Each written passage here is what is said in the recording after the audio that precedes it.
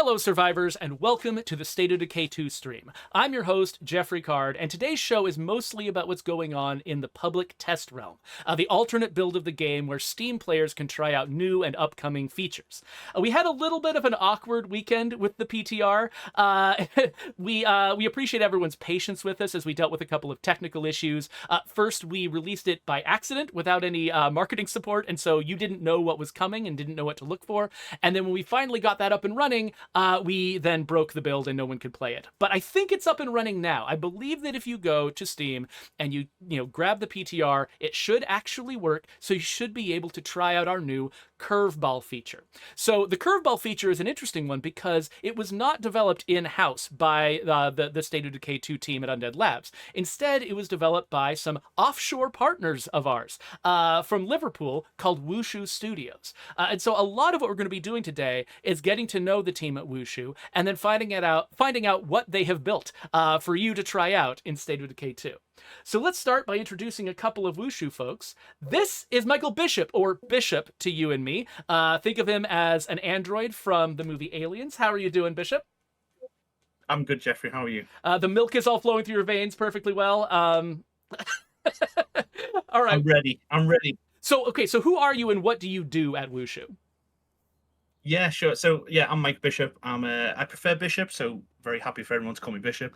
And I'm a producer here at Wushu, so I've been helping the fantastic creative team here. We've got Wushu basically creates this curveball feature and guide them the best way I possibly can, really. So Bishop is not the only guest we've got from Wushu. We've also got John Hollingworth. It's Hollingworth without an S in the middle. I keep wanting to call him Hollingsworth, and that is completely wrong. So get it right, people. I'm just yelling at myself. How are you doing, John? Yeah, it's fine. If you put an S in there, I'm used to it. It's fine. Yeah, I mean, I've got a name that is extremely easy to misspell, and everyone gets it wrong all the time. So I'm just hypersensitive to getting everyone else's name right. So you're a lead designer at Wushu. What does that mean? What was your involvement with the Curveball feature? Yeah, so I am the lead designer on the Curveball feature. Been collaborating with Undead Labs to kind of deliver this new and exciting feature. I've been working in the games industry for about 10 years.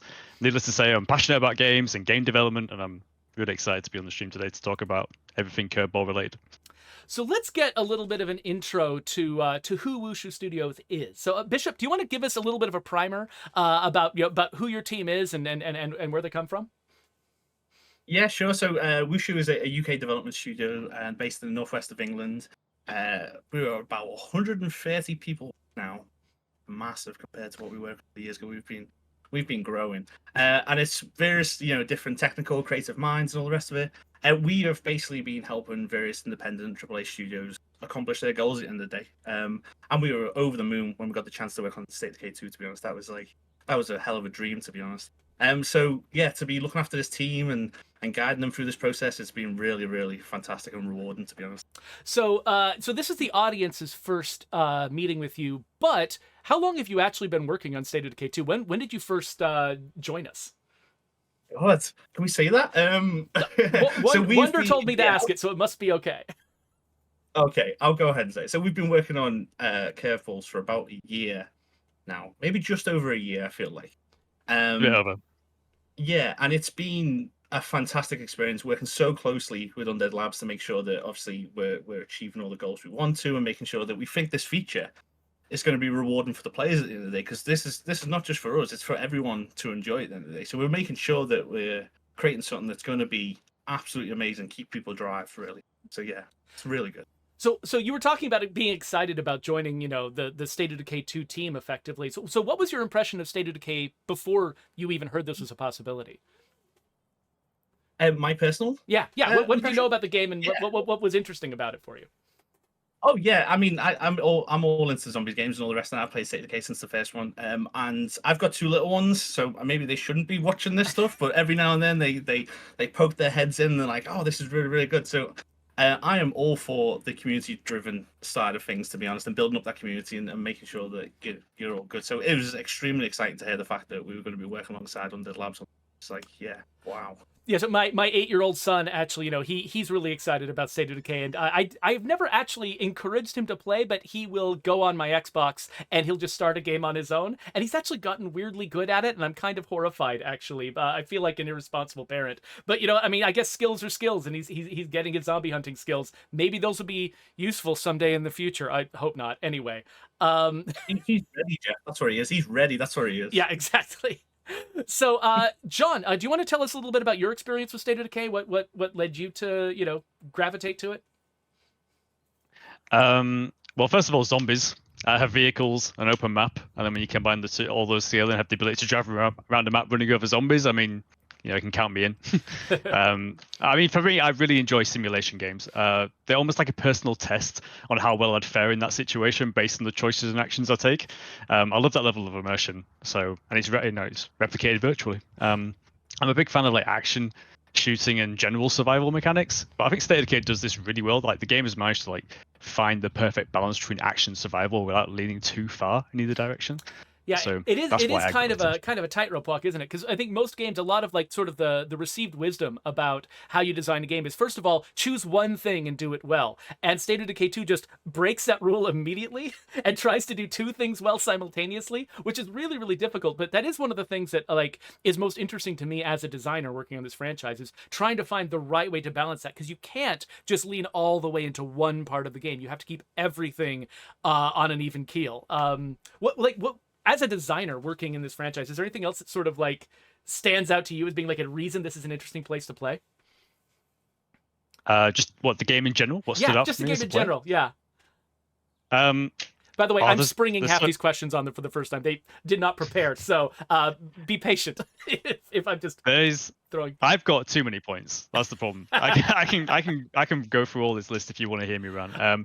Okay, one thing in particular that stood out just immediately was the ability to, when I drive and open the door to kill zombies. The first time I saw that just like, that made me all fuzzy inside. I just loved that. And then I think it backed it up even more when I realized that, there's actually a mechanic to this. It's not just for a bit of fun. If you can do that to prevent engine damage, so you can kind of knock out zombies with your car without damaging your car. And I thought that was like a really cool mechanic. I just love that. We put that, our very first teaser for State of Decay 2, we put that feature right front and center because we knew that was the thing people remember the most from State of Decay 1 that was going to want to pull them back. I don't know what, you're right that there is some weird implications to like that one feature. Not only does it accentuate that like the action in our game is a little bit different. You're not usually driving cars around in a zombie apocalypse in most other zombie games. So it sells the action side of it, but also the fact that it actually has like value in the simulation also indicates the other side of the game. That's a really good call out actually. So I feel like, so one of the things that I love about the Wushu team is they really do sort of get what is good about State of Decay 2, what is fun about State of Decay 2 on like a gut level, and which makes them, eminently qualified to be getting in there alongside, the team that we've had working on it for the longest time, to sort of to build some of these features. So John, let's talk a little bit about the feature that actually just went into the public test realm, Curveball. Can you just give the audience, just in a nutshell, like a summary of what the Curveball feature is? So yeah, we wanted to introduce a feature that could add variation and change from play session to play session. A system which is able to like influence tunables and turn those into modifiers to spice things up over prolonged play times to keep the map dynamic and engaging. A big part of this is that experienced players are able to kind of predict and have the know-how to perfectly outplay situations. So we're kind of hoping this Curveball feature is able to make these play sessions less predictable, and in some cases requires different strategies to overcome. So essentially, it's a late game feature in that regard. We don't want to overwhelm new players or step on the toes of those early missions. This feature presents itself as the world changing over time. And effectively, that's the background for what Curveballs are. So what were some of like the design choices and considerations you had to make when you were developing this feature? Because taking a big new feature and trying to fit it into an existing game that's already been, out there for years, it's got to be an interesting problem to try to figure out where exactly it fits in the ecosystem. Yeah, exactly. I think the biggest design consideration was all the new effects need to feel grounded with the experience. It has to feel like it belongs in State of Decay 2. I mean, we're touching upon and modifying a lot of game tunables, so we have to be able to justify narratively as well why something is in the way it is. the scenarios have to like fit the game world in that essence. And actually, another thing. Oh, go ahead. No, yeah, you finish your idea.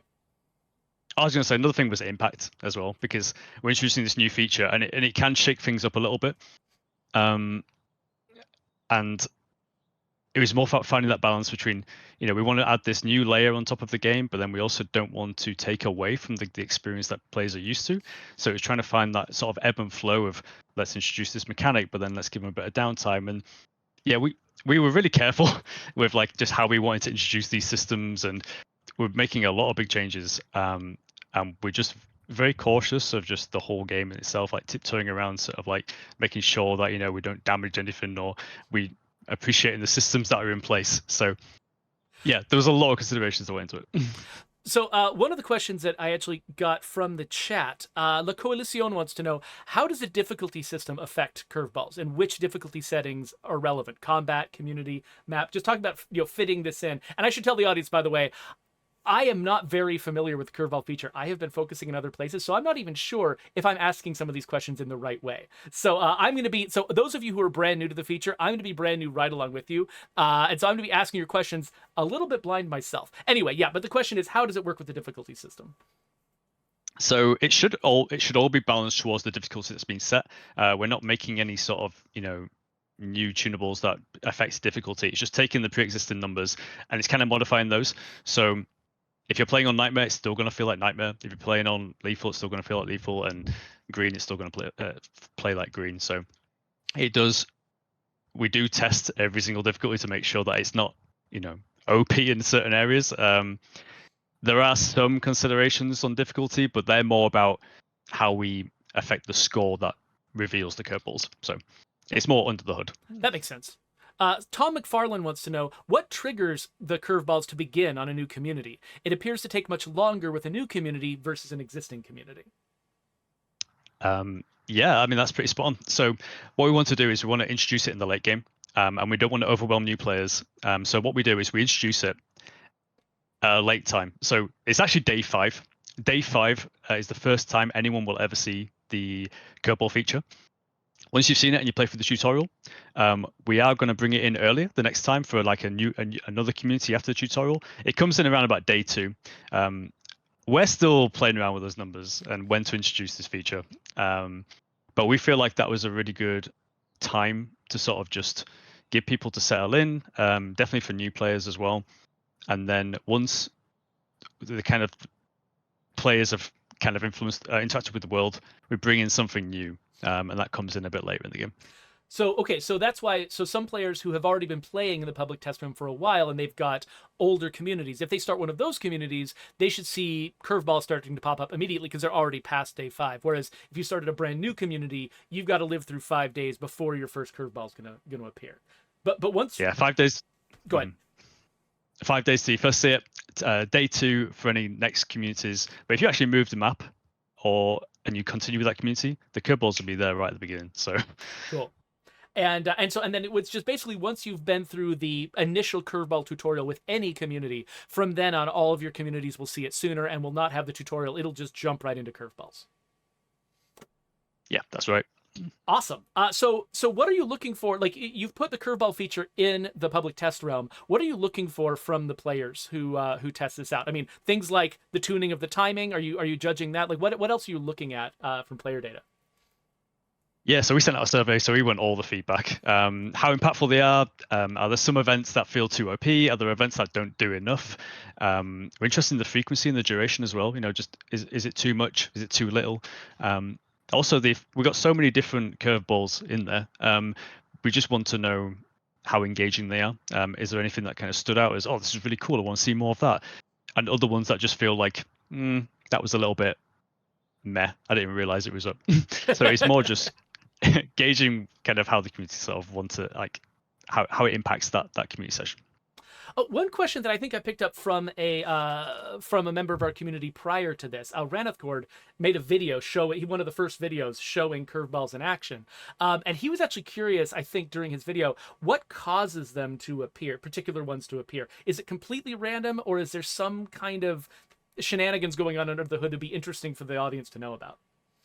So there's definitely some shenanigans. I won't go into what the shenanigans are, but there's an element of randomness. To be fair, we do have a giant pool that we can pull from, but everyone's community has different states, and depending on the map state as well.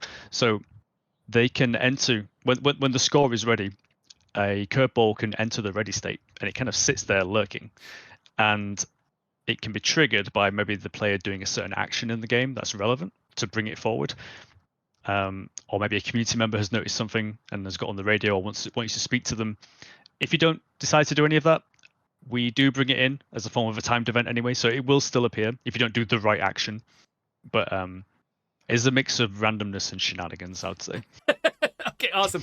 Randomness Court is also curious how many different curveballs there are. Like, when should a player feel like, oh, I've probably seen all of the curveballs now? Or is that not something you want to tell them at this stage? I don't know. Do I want to say that? I think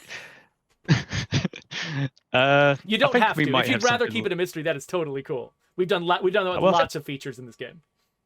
Well, one thing that we're really interested in is, well, it's actually no, it's part of the feedback that we want. Do you feel like you're getting repetition? One thing though I would say is that they are kind of designed to be repeated. So there is variation within the curveballs themselves. They have modifiers, they have effects. There is a pool of effects it can choose from, and it will pull up a major effect as like the headline. This is the big problem. So we are kind of interested to see, like, even if you get the same one again, it should feel different and it should feel interesting to engage with because of the variation.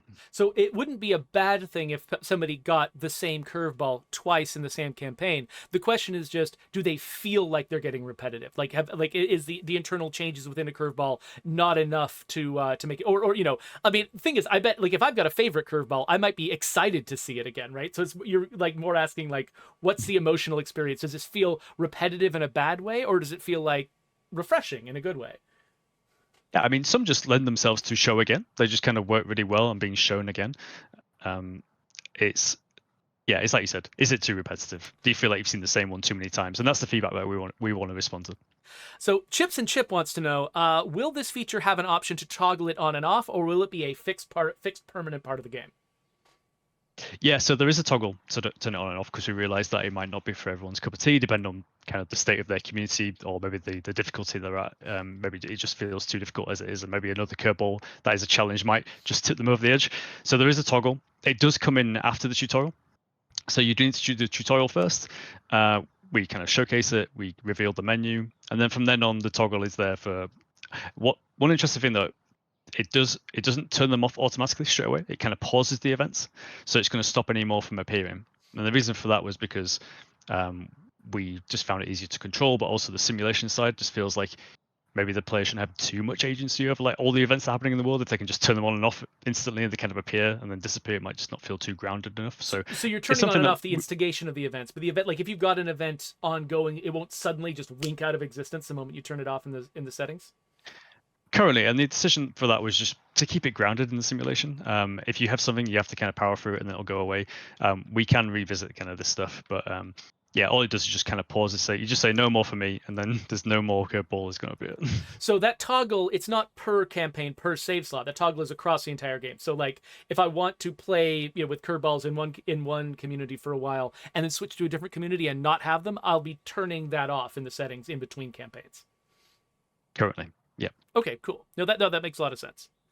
That's kind of what I expect from, like, if it's in the settings menu, like if it was going to be per campaign, I would say, oh, maybe it'd be in the difficulty menu or something. If it's in the settings menu, I expect it to be universal. So that makes sense. Is it under like settings gameplay or?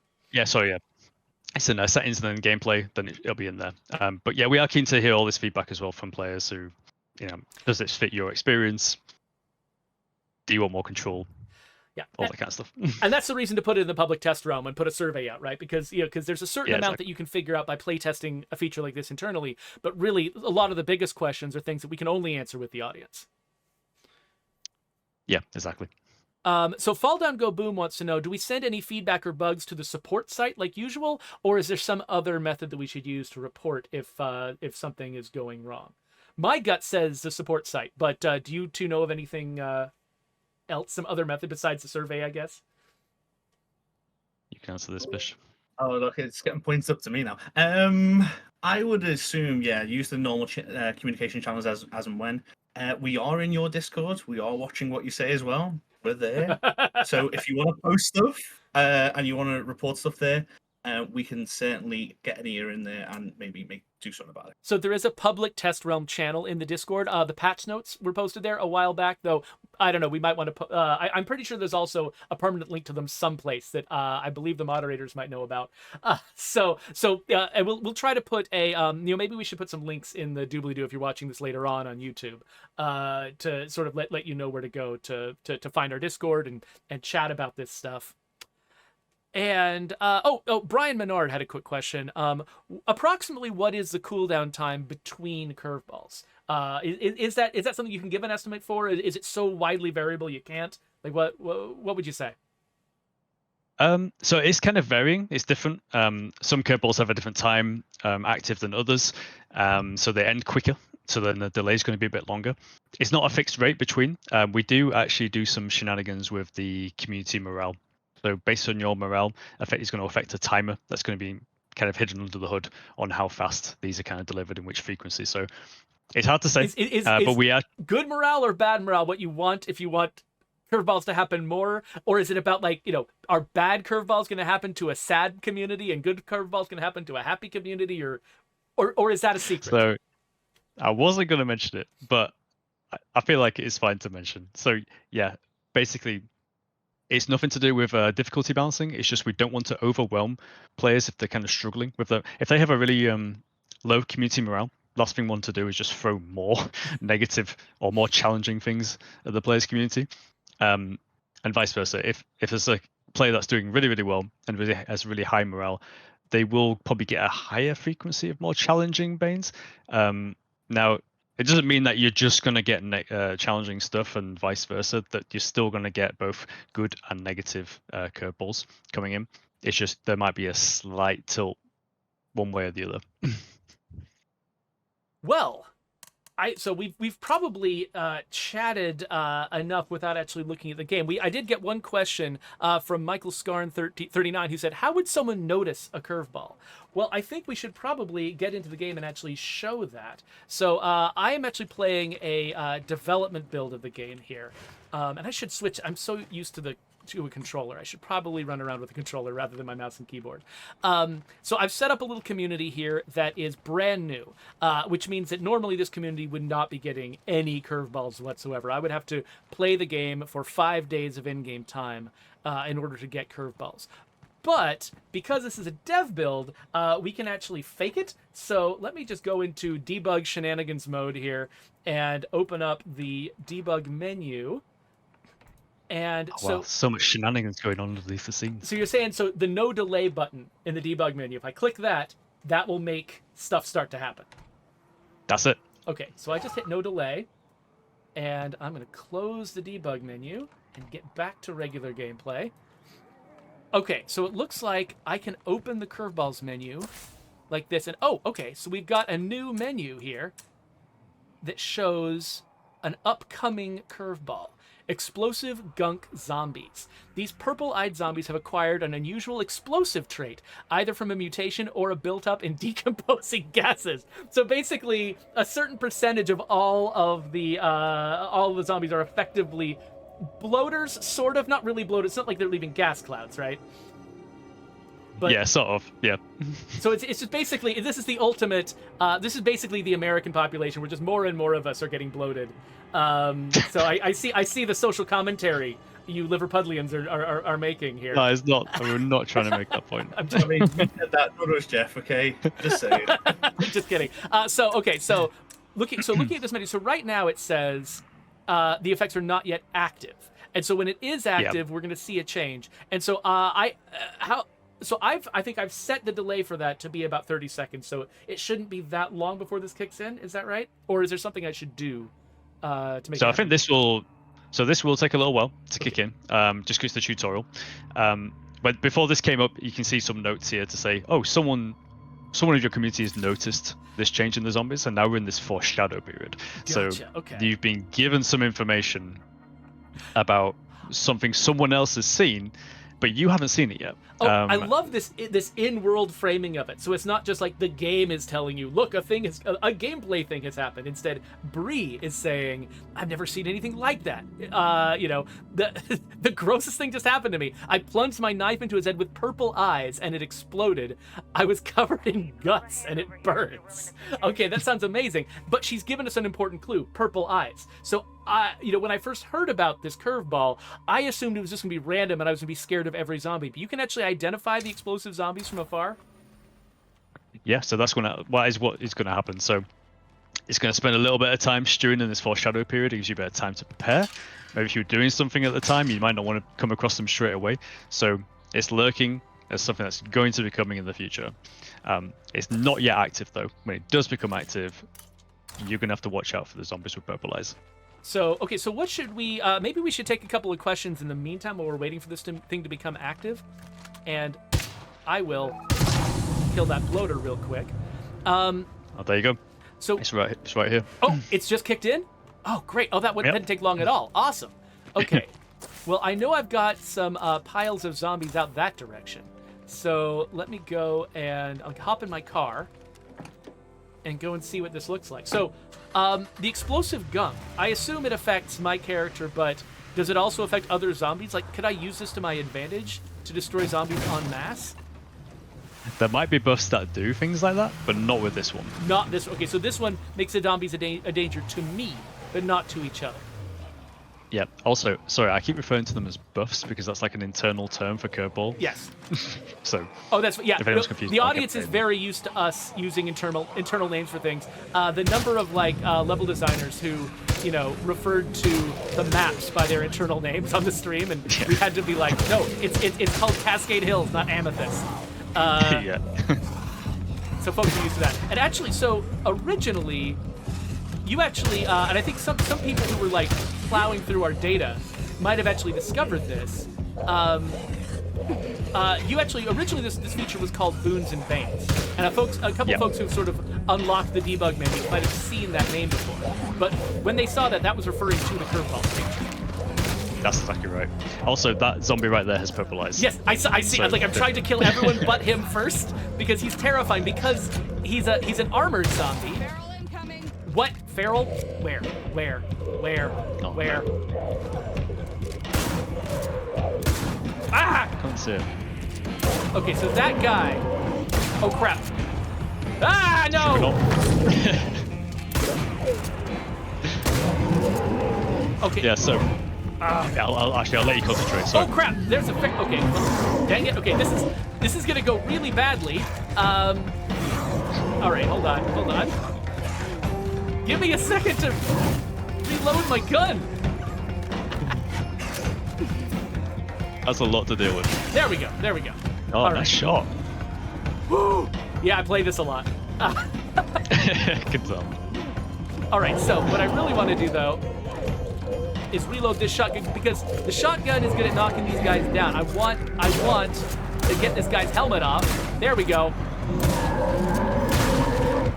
Ah, okay. So I killed him, but the explosive gunk wasn't that big, and so because I was far away from him, it didn't hurt me. Yeah, exactly. But if I had fought him in melee, that would have been a problem. Yes.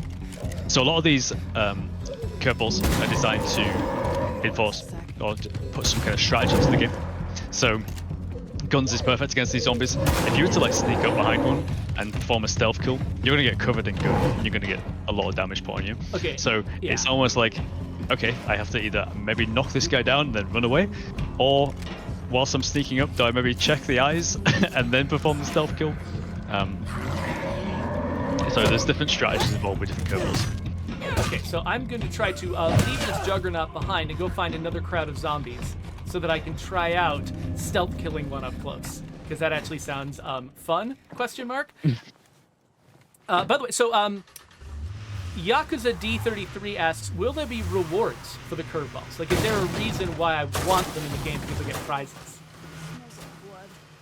So it's something we've been looking into quite a lot, actually. There are, so with the positive curveballs, those in themselves are sort of a reward because they kind of come with benefits and reasons to actually sort of engage with them. The negative stuff is a bit more challenging, but we did get some of that feedback as well. We said, what's the what's the purpose of these being in there? We just had them as negative events that you had to overcome, but we're starting to experiment with how can we actually kind of add a reward for engaging with those banes in the world. So yeah, so internally the negative curveballs are called banes, and the positive ones were called boons, though one of the reasons we renamed it was because, of course, we already have something in the game called boons. yeah, that would have been confusing. It's still a bad habit. I keep referring to them as banes and boons. I'm sorry. No, that's totally... I mean, yeah, you work on something for a year, and you use the same name for everything for a year.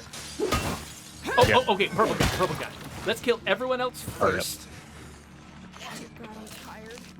Or maybe not. I don't know. Maybe I should just whack this guy in the face. Okay. There we go. Okay, let's get rid of this guy. Oh, no. Get away from me. Let's... Oh, no. Oh, no. Okay, that guy's down. Let's... Oh, okay, sorry. I forgot. I don't have any... There we go. Try to stealth kill this guy, and... Whoa! Oh, purple crap all over me. Oh, and it's damage over time on my health. Yeah, there's a better DOT.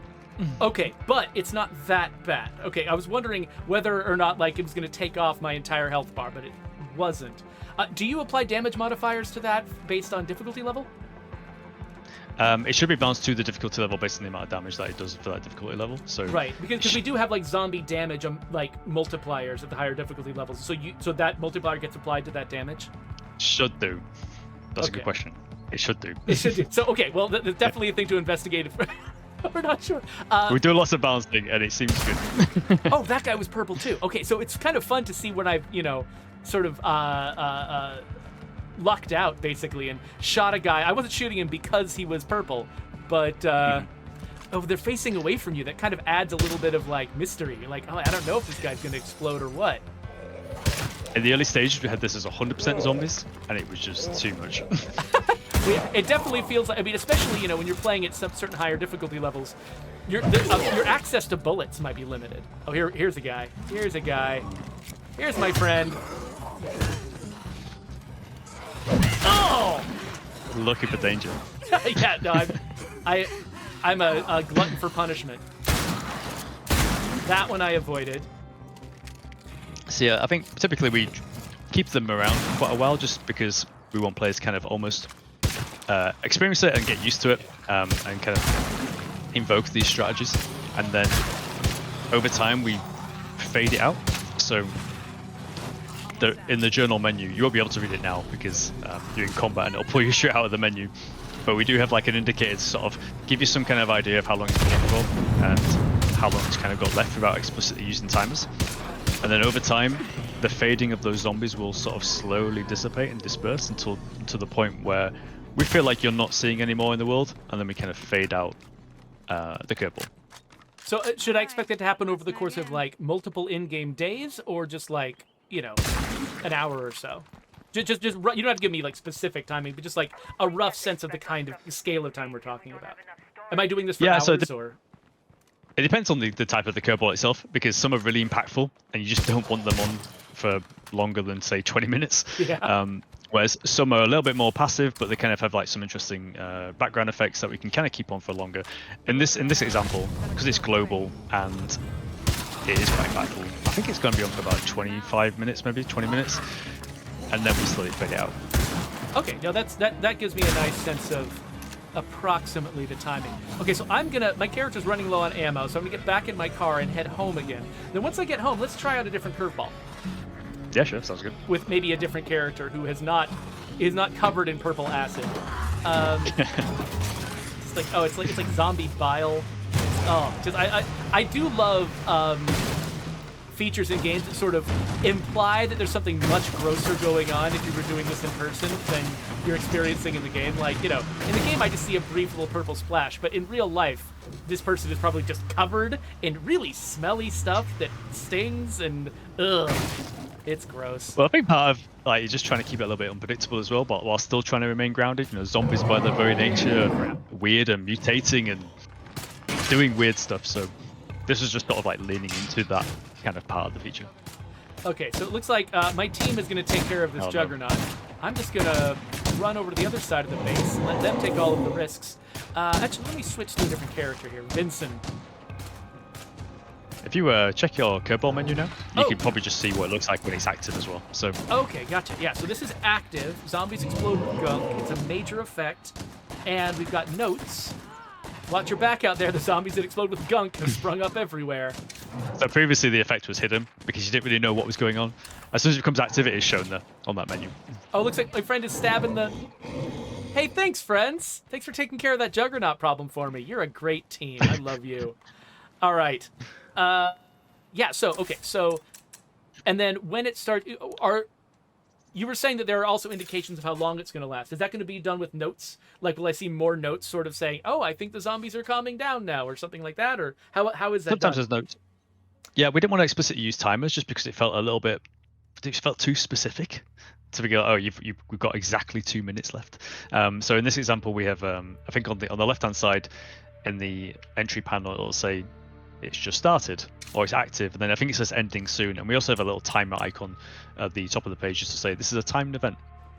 So I think we're quite like keeping it a bit of a mystery that we don't know how long this thing is going to be around for, and then it slowly fades away. So I've noticed that Bree has got the gas inhalation injury. Is that from having been hit by the purple stuff? Because I don't remember hitting a bloater with her. Like, I shot a couple of bloaters, and I could have gotten within the gas range of a bloater, but I don't remember doing that. So I'm curious, like, are there injuries associated with the purple stuff? I believe that could have been. Yeah, we use similar systems to the bloater. We want to also kind of invoke these injuries and health issues, so to make it feel like a bit more grounded to the traumas that survivors get for being that close to purple gunk. Okay, cool. Yeah, so that's the answer to your question, Fall Down Go Boom. By the way, I have been using Fall Down Go Boom's shotgun throughout this, the one that we named after him, so that was fun. Oh, by the way, Noanmai is pointing out that because I've got you two's faces on the screen, there are parts of the Curveball menu that people can't see. So I'm really quickly going to remove you two and then go back to the Curveball menu just so people can see what it looks like. So there you go. So basically you've got a list of active or upcoming curveballs on the left-hand side, and you can page through those to sort of to put stuff on the main body of the screen here. Is there anything else that I mean, we obviously haven't got a lot going on right now. Actually, what we should do is we should trigger a second curveball so that we can see this menu with more stuff on it. Let's do it. So let's do some debug shenanigans, and I'm gonna pop open that menu. And were you you suggested a specific one? It was the Lost Platoon, right? Lost Platoon would be a good one to Yeah, I trigger? think so. Okay, Could be a fun one to show. I will trigger Lost Platoon. So I believe I've triggered it now. So let's pop into gameplay. So you've got some text at the bottom. The text at the bottom kind of is your note for the foreshadowing. Okay, cool. So I can should go down to here to Lost Platoon and read that note again. It says, so Vincent, so is it always my current character who produces the note? Is this currently the character you're in Yeah, I control just of? switched to Vincent. And so I was Bree before, and Bree gave the notes. Now I'm Vincent, and Vincent's giving the notes. So it's just whoever I am right now is the one who writes the notes? Not really. Sometimes it should be maybe characters from like maybe the radio or maybe characters at the base, so there might be a little bug there. I'll have to interesting. keep an eye on that one. Yeah. Okay, so it looks like, so he says, you ever hear about Fort Juniper? This nearby camp was overrun by zombies before the poor bastards ever had a chance to react. And then he says, those dead Jarhead recruits were spotted at a nearby military outpost. So now we go, okay, higher armored zombie presence, which could be really useful for certain bounties. Like right now, I think the open range pack, I think it's the open range pack, maybe it's a different pack, has got a kill 25 armored zombies with revolvers challenge, which it's hard enough to kill an armored zombie with a revolver anyway, and then you have to get 25 of them. It's one of our more time-consuming bounties. But if this thing drops, I imagine that just finding armored zombies is the hard part.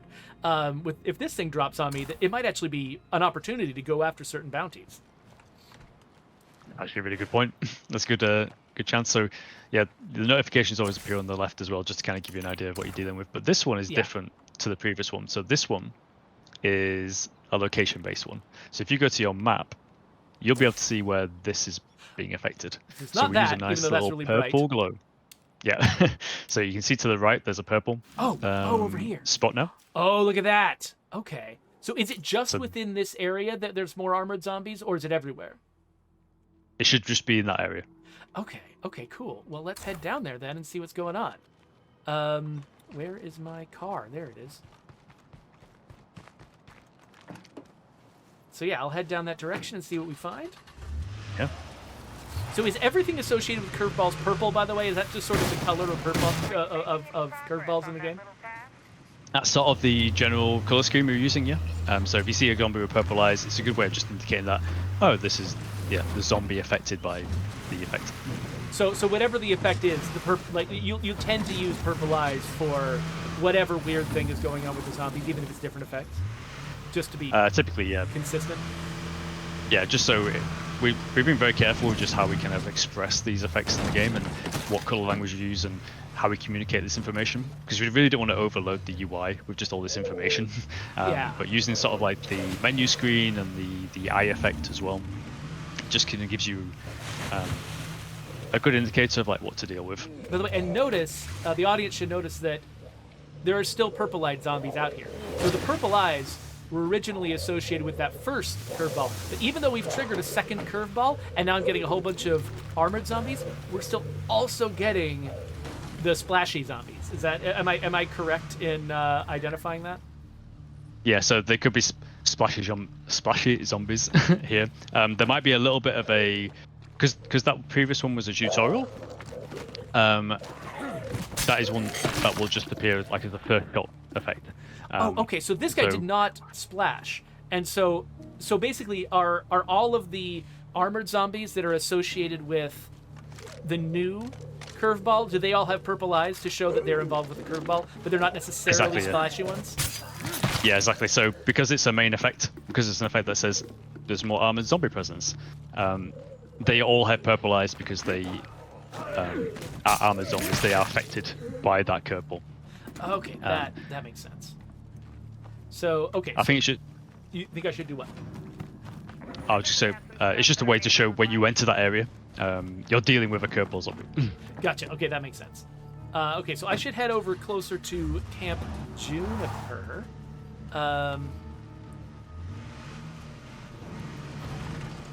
Yeah, so yeah, we did get a question from SideChat the Grey, who was asking if there's anything in the curveball menu that says how long they last. But I think you kind of answered that, where you don't have timers. You will occasionally have like other forms of hints, but they're never going to give you specific timing. Is that right? Yeah. So rather than using countdowns, we're a little bit more mysterious, a little bit more vague by saying it's active or it's just started or it's going to end soon. And it's kind of your discretion to determine if you want to engage with it or you should avoid that area completely. The thing that we just do is that, yeah, we eventually sort of fade out the zombies over time. But yeah, it was sort of a design decision just to maybe not use a countdown in this instance, just to sort of keep it a little bit mysterious.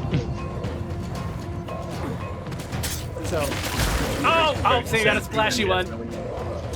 You threw a grenade, mate, and then you ran into it. So I was very concerned there for a moment. Well, yeah. So these are dynamite, and so they've got really long timers, and so you kind of have to run through them in order to have the enemies be on top of them by the time they go off. Oh gosh, that guy has that was the stuff.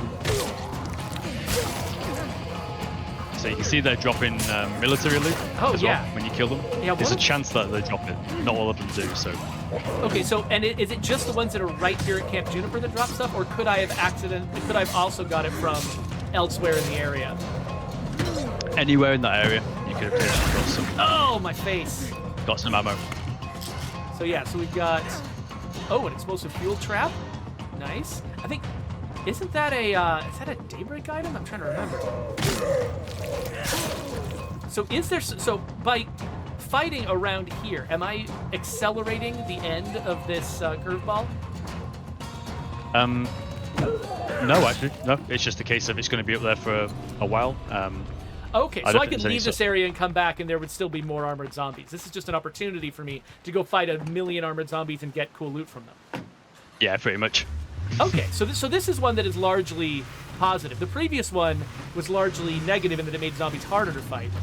This one is largely positive because you could basically just go out here, like if you're you know, especially if you're playing on a lower difficulty level and you're okay with using your car as a weapon, you could just come out here and just basically treat this as like a huge opportunity to grab a bunch of ammo, a bunch of explosives and stuff while it's still around. Yep. That's pretty cool. So, no room for that. Yeah, but we have, I think, yeah, depending on like the opportunity and the impact, it might be on for a long amount of time or a short amount of time. I think with this one, because it does provide kind of like an interesting, I can go out here and farm some armored zombies to get loot. It won't be on for too long. It'd be like a relatively short one. Okay, cool. So this feels like an opportunity that I should chase. Like I should be like, oh wow, okay, well I was gonna do something else next, but since I can get a whole bunch of explosives by killing these, I should just go out and kill these zombies, or I can decide not to. And like it's basically just an opportunity you've placed down in front of me, and it's up to me what to do with it. Yeah, it's like a window of opportunity to take that whilst you can. And it might make you go to places of the map where you necessarily wouldn't really want to go. And I think that's something that's quite interesting with these curveballs is that we can drop them on these locations that kind of it kind of works into the game core loop of things that you might want to go investigate. We can change the size of that radius as well, and we can make places where you just kind of want to completely avoid. So it adds a really interesting like map dynamic, we feel, where you kind of work it into your session. You definitely stuck there. Yay! Stuck command. This is not a play. Do not bring your pickup truck here. So I did get a question earlier on, by the way, from somebody who was asking if if this update was going to have expanded vehicle trunks. And actually, that was with the last update. The previous update, a heart attack update, came with expanded trunks. The reason you don't see an expanded trunk with me right now is because this specific vehicle that I'm driving is one of the couple that got missed by that update. And so you're not seeing this one with a bunch of extra slots in it, but most of the other cars in the game should already have it, even in the live game. You don't need to go to the public test realm for that. Update 33 already delivered that. So is there, let's see here, so we've got another 10, 12 minutes. Do we want to look at another one of these things before we wrap it up? Yes, it's you. Let me just get back, let me remember where my home is. Apparently I think I'm too good for my home. All right, I'm gonna get back home, get a little bit of space between me and the zombies, and maybe fuel up my truck, and then yeah, let's trigger another one of these things. Do you want more of a positive stuff, or you want to keep with the challenge? Let's get something that's gonna try its best to kill me. Okay. Because it's the end of the stream, and so you know, if I do get killed, that's just a fun time for everybody. So let me see. Do I already have? Nope, I think I need to get myself some of these guys. And I think otherwise my equipment is good. So, yeah, so so I'm going to open up the debug menu in just a second, but what should I be looking for in there to... Well, I guess we've got a few options. Yeah. If you really want to be killed, yes, we do have a curveball which makes the Juggernauts harder. Okay. We did have somebody who asked if there's one that sort of adds in the worst hordes that have like 2 Juggernauts and a feral and all kinds of stuff. If there's I'm gonna switch into debug shenanigans mode again real quick, and let's have a look at this. So there's one. I would have to find a Juggernaut though. We've killed the only Juggernaut I've found, and so that could end up being anticlimactic if I can't find a Juggernaut. Though, wait, I might be able to debug spawn. You could spawn one in. Exactly, that's what I'm thinking. True, I could. Okay, so if you go to Banes in the middle column, yes, scroll down. Yes. Until you reach thick-skinned, elevated senses, out for blood. Keep going. Keep going. Under the weather. Ransack tablet. Gargantua mutation. Yep. Okay. If you're ready for it. Okay. Geoffrey's just using everything on that list right now, isn't he? You know?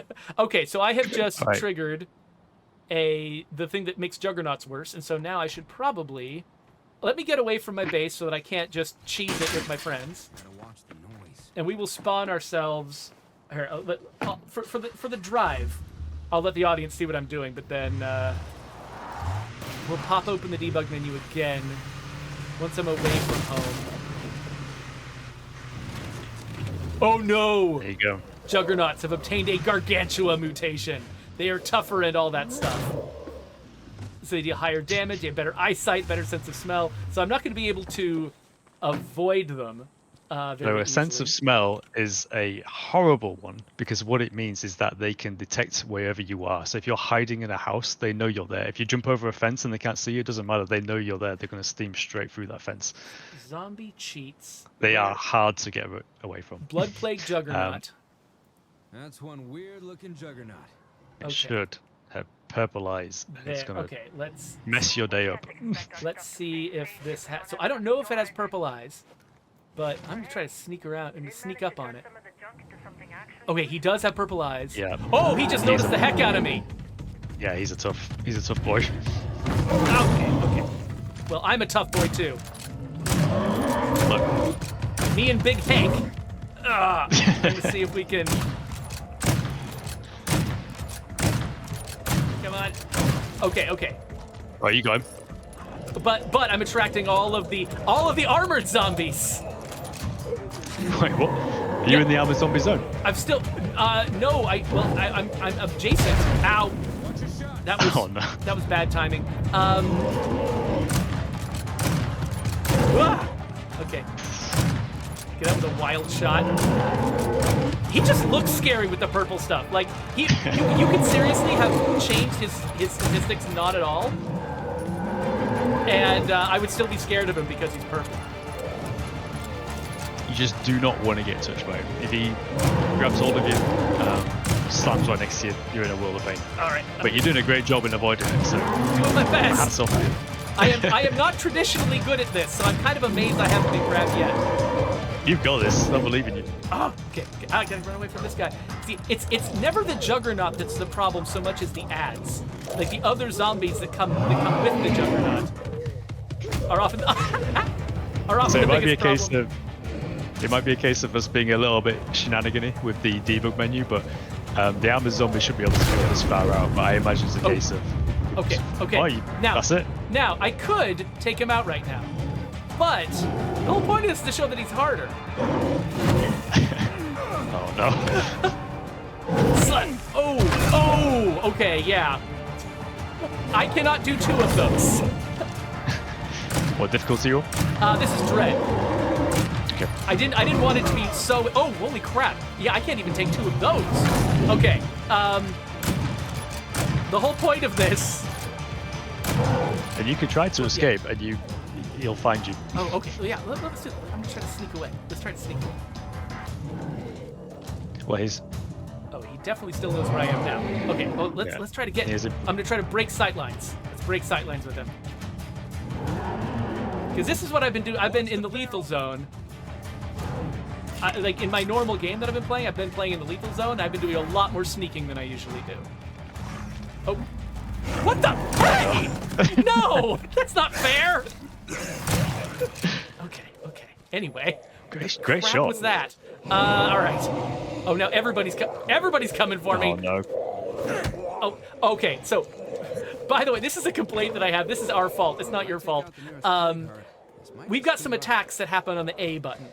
And unfortunately, I very frequently will get into situations where I'm trying to jump over something, and instead the game assumes that I want to hit somebody with my A attack. And it's so annoying.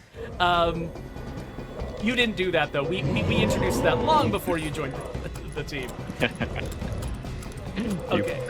So, okay, here, yeah. I don't think I was, even without everybody else catching up, I don't think I was going to lose that guy. So let's see if I can finish him off.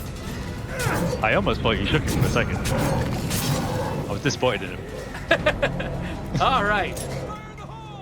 I don't know why I just threw a flaming thing at armored zombies. It's a big waste of everyone's time. Okay. So back to the car. Back to the car. yeah, I guess when you get time to check your menu, Yes. you'll be able to sort of read what the effects were on the Gargantua mutation, because one of those effects would have been Oh, a no. major, What am I as in doing? like, oh no, you stuck again. What have I done? What is wrong with me? So sorry. What were you saying? I'm just impressed by how quick you get stuck with your car. I've never seen it. I'm so very easy. good at it, yeah. Oh, you should have seen me playing State of Decay 1 back in the day, where the entire map was just filled with jumps, and if you got your car on its side or on its top, you were never getting that car back and it was going to explode. And I did that all the time. It was just constantly stranded in State of Decay 1. Okay, so I'm back. I'm safe. Good job. Well done. I'm very, very impressed. I am very impressed. So, what I was dealing with was Juggernauts have better eyesight, they have a better sense of smell, and they deal higher damage. So, if it was the other way around, and it can be the other way around, and it could be other effects as well put in there.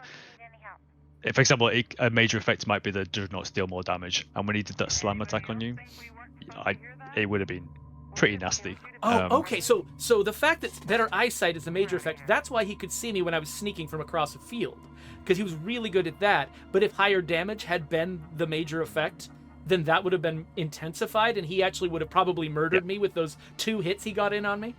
Potentially. Because he did the bite and slam, and then he did the slug, and Yep. And that the first one took off half the health I had at that stage, and the second one took off half the health I had remaining. So if they had been increased, I would have been just out of luck. Yeah, I mean, not to say he wasn't doing a lot of damage. He was doing a lot of damage anyway. Yeah, totally. Yeah. Awesome. Well, okay, so I think this is about how much time we have to show this feature off. But as you would say, you've got a large pool of these things. There are, I don't know if you'd characterize it as dozens, but there's a much larger number of curveballs than we've shown today. And so, audience members out there who have access to the public test realm through Steam, go get into that build and check these out yourself. We would love to see, answering the survey, looking at the data that you share, looking at the anything you send us via our support site about bugs. We would love to see all of that from you. We'd love to see our content creators out there. We would love to see videos of you exploring the curveballs, commenting on what you think of them. Everything positive or negative, it's going to benefit the team. So we just love to hear everything you all have to say. That's my pitch, but you two up there, like what else do you want to say about this as we're sort of wrapping up? Just cover what you just said. I think it's really important just to get this feedback in. All feedback is welcome because it helps us improve the game. We're really keen just to hear the stories from the players, what they like, what they dislike. We do the fine tuning, and it really helps us to kind of look forward to how we want to take this feature further. Really excited and I'll be diving into the PTR channels as well and reading all the comments and feedbacks. And, Discord. Definitely join our Discord. Link in the doobly-doo. Yeah. Bishop, you got anything to say? So, Bishop, do you want to add anything to the end here? No, not really to add. But we're listening to community. We love this game. We're listening to your feedback. We really, really appreciate everything you guys do and everything you message through. So please give us feedback. Let us improve this feature and give it the love it deserves, really. And then final question. Actually, somebody asked something like this in the chat a little bit earlier. Once you've released Curveballs, is that it for you, or are you in this for the long haul? Both with the Curveballs feature itself, do you plan to keep expanding it? And are you going to be sticking around as part of the State of Decay 2 team going forward? Oh, see, that's the tease, isn't it, Jeff? What do we tease? So, I guess, the right answer is that we are working very, very closely with Undead Labs. And very, very closer than you think with the community. We are keeping an ear in. There is plans, but obviously nothing we can talk about just now.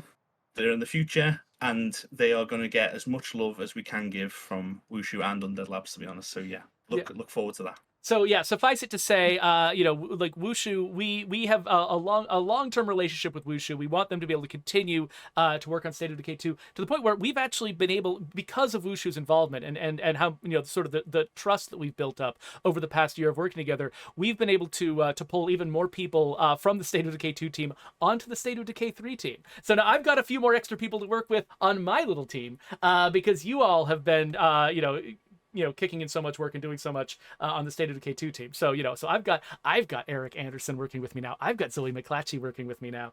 And so we're all working on stuff we can't talk about, both you and us. And I think the audience has got a lot to be excited about. So starting with what's going on right now in the public test realm. So thank you, Bishop. Thank you, John, for coming here and giving everybody the rundown. And with that, I think we'll get out of here. So get into the public test realm if you have access to it. Go try out some curveballs. Let us know what you think. And we're going to get out of here. I'm going to put some stuff on the screen for the next 20 seconds if you're watching later on YouTube. Videos to click. Subscribe button. Yeah. I don't know if you've watched any of our videos, Wushu guys. This is how it always ends. Just a slow whimper